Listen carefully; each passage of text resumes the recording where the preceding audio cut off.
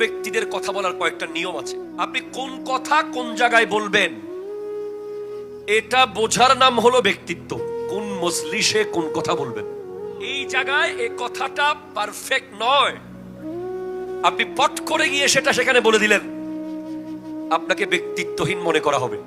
এরপরে ব্যক্তিত্ববান ব্যক্তিরা আগে শোনে পরে বলে। আমার নবীজির সামনে কেউ কথা বললে নবীজি তার কথার মাঝখানে ঢুকে যেতেন না, আগে নবীজি তার কথা মনোযোগ দিয়ে শুনতেন। আমাদের সমাজে একটা নিয়ম আছে, মূল্যবান ব্যক্তি হোক অমূল্যবান ব্যক্তি হোক, কেউ কথা বললে তার বাক্যটা আমরা শেষ করতে দিই না, মাঝখানে ঢুকে যাই।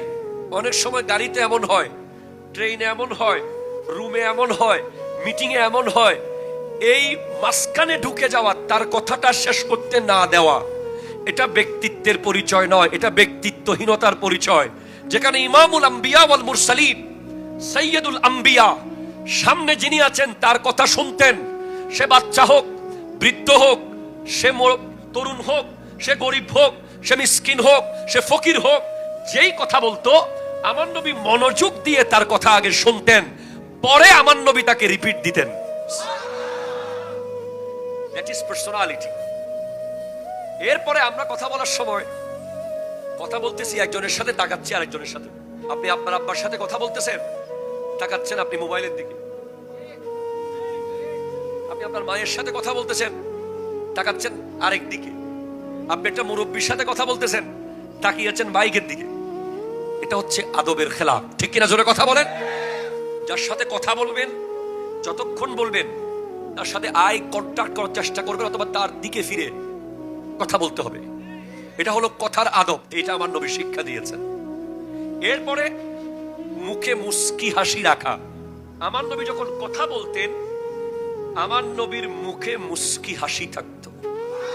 যার সাথে কথা বলতেন তার চোখে চোখে চোখ রেখে কথা বলতেন।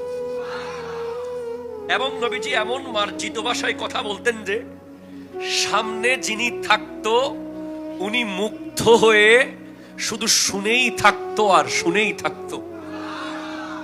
শুধু তাই না, লোকেরা বলতো, মনে করতো যে যেন নবীজির কথার ভিতরে জাদু আছে।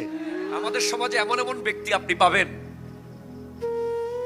মনে হয় যে উনি বোধহয় হাসলে ওনার টাকা খরচ হবে, একটা ভাবসাব নিয়ে থাকে। কেউ সালাম দিলেও মোড়ে,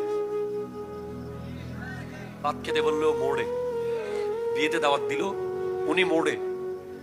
ওনার মোড়ে জ্বালায় সমাজে হাঁটা যায় না।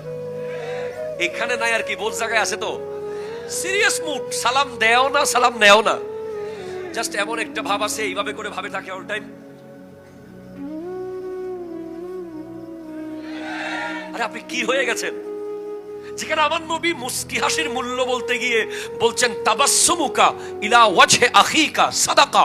তুমি যখন তোমার কোনো ভাইয়ের দিকে তাকিয়ে মুস্কি হাসলে তুমি সাদাকা সওয়াব পাবে। নবীজি যখন কথা বলতেন, আমার নবী এক সমুদ্র কথাকে এক লাইনে বলতে পারতেন।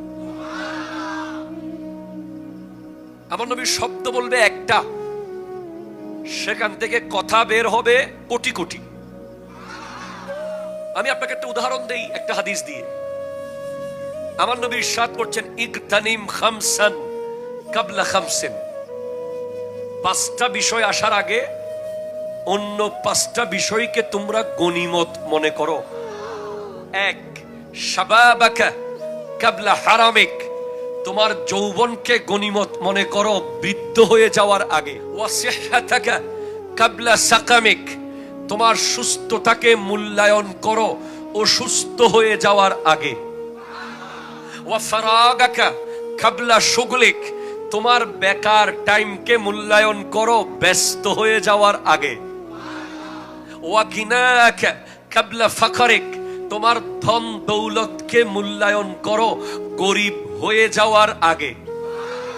ওয়া হায়াতাকা কাবলা মাউতিক। তোমার জীবনকে মূল্যায়ন করো মৃত্যু আসার আগে।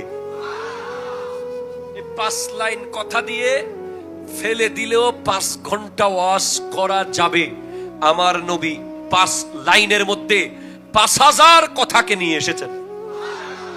নবীজি ছিলেন আরব অনারবদের মধ্যে ভাষাগত দক্ষতায় সবচেয়ে দক্ষ ভাষাবিদ, যার ভাষা আরবি ভাষা এত ফাসিহ, এত বালিগ, এত উচ্চাঙ্গের, এত অলংকারপূর্ণ ছিল যে আরবের কবি সাহিত্যিকরা পর্যন্ত আমার নবীর ভাষা শুনে আশ্চর্য হয়ে যেতেন। অথচ তিনি কোনো ইউনিভার্সিটিতে যান নাই, তিনি কোনো স্কুলে যান নাই, তিনি কোনো কলেজে যান নাই, তিনি কোনো শিক্ষকের কাছে পড়েন নাই। তিনি একমাত্র পড়েছেন রব্বুল আলামিনের কাছে। আর রহমান আল্লামাল কোরআন, আমার নবীর শিক্ষক হলো আল্লাহ। তো আল্লাহ যাকে পড়ায় তার কোনো অপূর্ণতা থাকতে পারে না।